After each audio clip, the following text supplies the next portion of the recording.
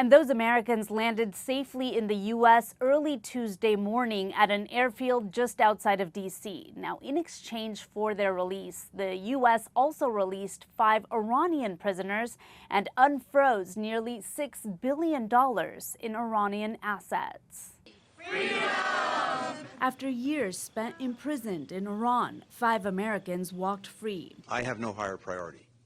The president has no higher priority than making sure that Americans who are unjustly detained anywhere can come home. But while the Biden administration celebrated, Republicans like Senator Mitch McConnell slammed the deal. Unfortunately, the deal that secured their release may very well be the latest example of President Biden rewarding and incentivizing Tehran's bad behavior. And McConnell was also critical of the administration's overall Iran strategy. Emboldened a massive state sponsor of terror and would-be nuclear-armed aggressor.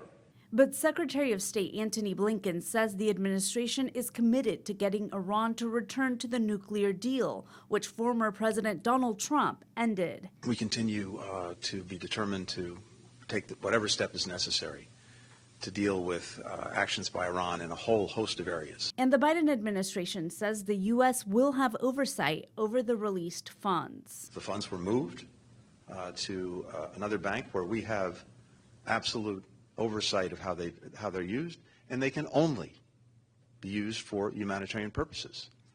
Despite that prisoner exchange, tensions between the U.S. and Iran will likely remain high because, among other things, Iran has continued to stockpile enriched uranium.